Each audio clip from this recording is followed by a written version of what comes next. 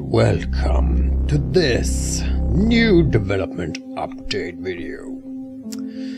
So there's a couple of topics that I want to go over, so I will be a bit faster than usual and will not be so, elaborate about everything. Anyway, maybe that's for the better.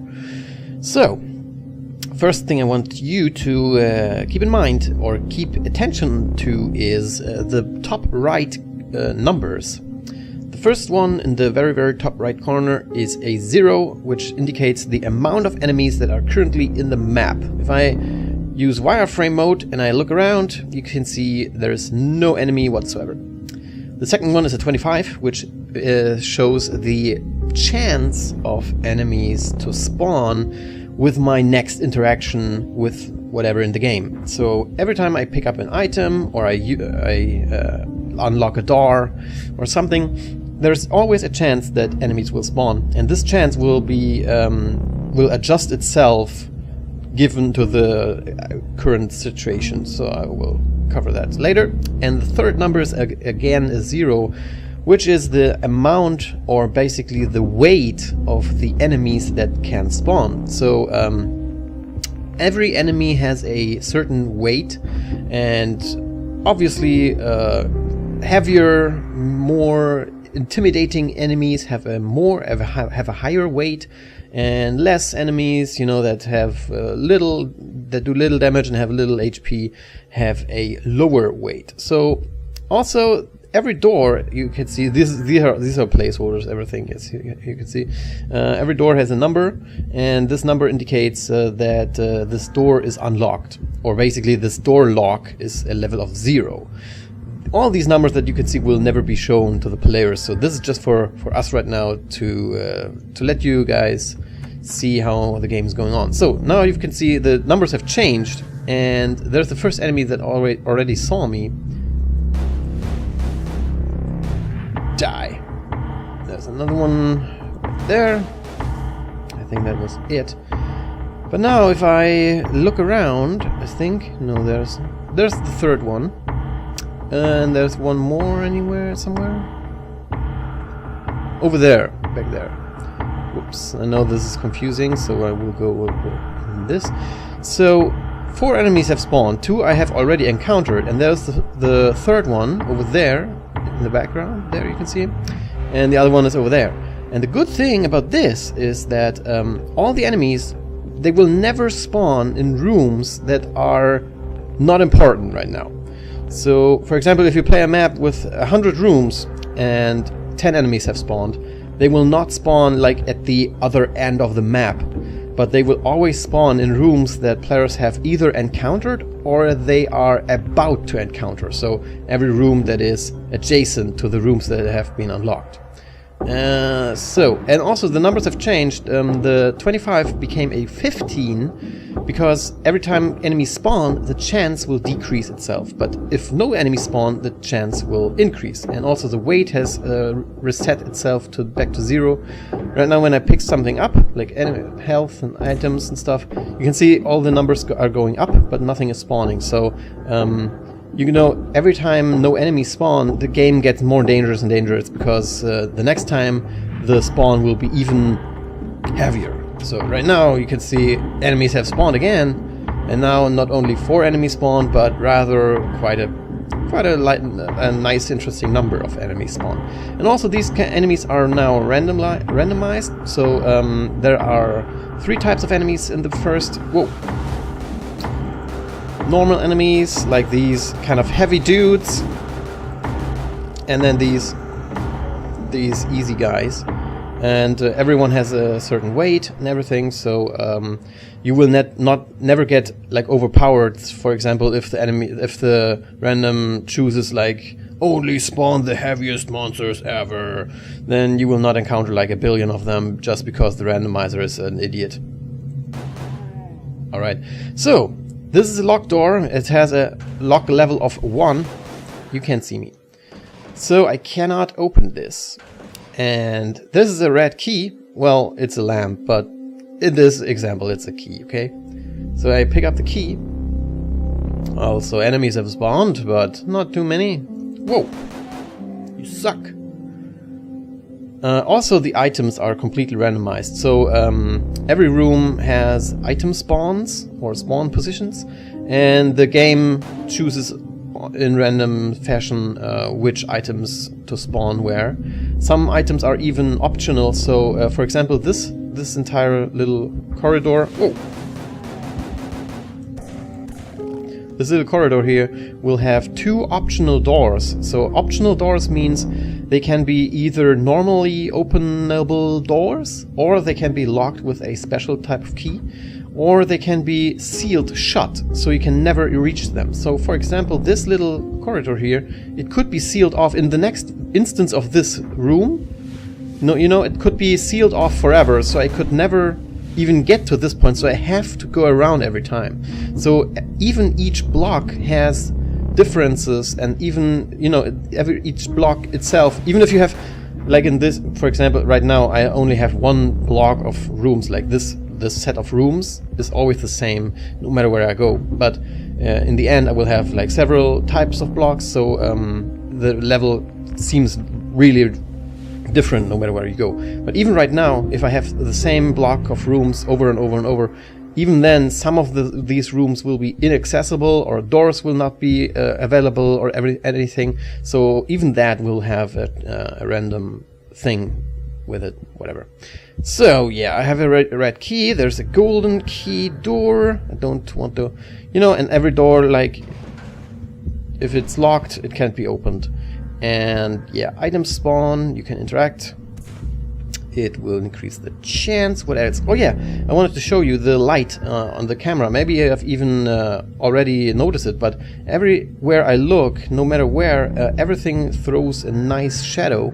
If I look at this desk, for example, you can see the shadow on the wall. This is because I've shifted the angle of the light from the camera. For example, now when you go close to the wall, you can see the light comes like from my shoulder. It looks like it's coming from my shoulder instead of right from my face, which is kind of stupid. So right now it has a much more realistic look, and also it makes the scene look a lot more interesting, I think. So, oh yeah, one more thing I wanted to show you guys. If I go back to wireframe mode, don't be alarmed.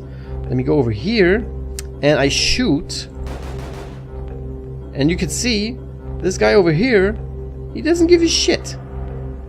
See, if I open this door, and they can actually reach me, and I shoot, this guy over here doesn't give a shit. Or he does. Oh. Look at this. Anyway, let me find another one. This guy. See, this guy doesn't give a shit. I can stand over here and shoot, and he's not coming. You see? But these guys over there... Wait. Oh, the door is locked. They can't go through doors, obviously. So when I shoot... Anyway, what I wanted to demonstrate here is that some enemies will spawn deaf. So they cannot hear me, whatever I do. And this is because Dashorty J basically suggested that in the last video. And he said, like, it's kind of stupid if you can stand in one room and just pull every enemy by shooting randomly. So everyone will hear you and, you know, go to your location. So I have a chance in the game that enemies will spawn deaf. So, you know, even if you have cleared out the room and you think like, oh yeah, that has to be every enemy, there can still be more enemies in the next room because they're deaf and they cannot hear you. So yeah, this is basically my demonstration. The game is coming along quite nicely, I think. More and more features are finished, and I can use them and play with them, and oh holy shit, now there's a lot of enemies spawning because there haven't been a spawn in quite a time. Also, every room has a weight, so the higher tier rooms, for example rooms that have that are locked by a red door or a blue door, like this for example, they have a higher weight, so if they get unlocked, there is a higher monster amount or higher chance that monsters will spawn. So yeah, this is my first demonstration, and there's only one more thing that I wanted to show you. Maybe I can find the blue key over here somewhere. Damn it, I was here before. Where's the blue key? Ah, damn it, I can't find it. So yeah, I think this gives the game already a good feeling of like being hunted, and you know, you cannot be sure of your environment and everything. There is a chance that enemies have spawned somewhere that you have been before and everything. So the game keeps interesting, even if you have been in certain rooms before and stuff. I don't know. This gives. I have a good feeling about this. I would like to know how you feel about this. If you have any comments or questions or suggestions, please feel free to leave them in the comments below. And there's only one more thing I wanted to show you, because I can't find the blue key. Let me go out, and over here I just click this, run dedicated server, and I know that my video will probably desync right now, so I hope you can still understand me and everything makes sense what I tell you. So now I have a dedicated server running in the back, which is basically that now I run a client. Before you saw me playing as the server, and the server does all the calculations, and the client basically just listens to the server, and he's like, hey yo server, please tell me what I can do and what I can't do and what's going on in the world. So when I played as a server, you saw every door had a number. This time no door has a number, because the client has no idea what this door is. The client has to ask the server, hey yo, what is this? And then the server tells the client what this actually is and if you can interact with it or whatever. So also you can see the numbers in the top right, the 25 and the 0, they will never change because the client just has no idea what is going on in the world. This is a very important thing, because it prevents clients from cheating. So even though if I cheat right now as a client, here you can see the door is locked. The door is locked, and now I can... Come on, enemies. It's not the right time. Come on. So now when I cheat myself a new key, look at the top left corner, I can now cheat. God damn it. You're interrupting. Anyway, so I can cheat and put my key level to whatever I want. I could increase it as much as I want. If I try to open the door, it just doesn't work, because not the client is the one who's telling the server what's going on, but the server does all the thinking. So the client can cheat whatever he wants, but in the end the server is the only one who has any kind of decision making to do in the game, which is very, very important. Yeah, and also this goes with everything in the game. So if I shoot an enemy, the damage calculation is handled by the server and everything. So yeah, there's no way to cheat for the client. Also, one more last thing I wanted to show you is the weight that players get from enemies. So if I shoot a guy like this one, you can see in the top left corner that I have a weight now. And if he will encounter another player, he will see if this guy has a higher weight. And if so, then he will attack him. But if not, then he will stay and attack me for the rest of eternity. The weight is damage is calculated by the distance towards the enemy. So even if I do a ton of damage and then I run all across to the other side of the map, and the enemy will encounter some other player on his way to me, he will attack him, because he has a way shorter distance to him instead of me. So there's two factors, distance and the damage that I've dealt to the enemy, that will determine the aggro, basically, who the enemy will target. So yeah, this is it for my demonstration. This is basically a video about spawning and logic of the game and stuff. Oh yeah, by the way, logic of the game. One more thing I want to mention. Very quick, I know this video is already quite long, but I want to mention that in a lot of these random games like this one, for example, Binding of Isaac is a very good example of that, or let's say Left 4 Dead 2. these games have a mechanic inside which determines what has happened before. Come on now. You really want to do this? Die! Anyway, I can stop this right here. So, what I wanted to tell you is that for games like Binding of Isaac or Left 4 Dead 2, there is a system in the game that keeps track of what happened, and it will adapt itself to what will happen in the next time. So an instance is in Binding of Isaac, if you pick up a awesome item, or basically if an awesome item spawns in the first floor, the chances will decrease that an awesome item will again spawn in the next floor, and so on and so forth. If you pick up a shitty item, or basically a shitty item spawns, then in the next floor you have a higher chance of finding an awesome item. So this is the way how the designer of the Binding of Isaac tried to keep a balance between, you know, highly overpowered runs where you just have all the best items in the game and you just wreck everyone, and the next run you play, you find only shitty items and you get like wrecked by enemies and you have no chance whatsoever. So this is how he tried to balance that. Also, Left 4 Dead 2 is another very good example on how game designers try to balance their game. In Left 4 Dead 2 there is a system which is called the Game Director, which I had in mind to do the same with Unloved, but let me explain. In Left 4 Dead 2 there's a Game Director, and this system keeps track of what players are doing.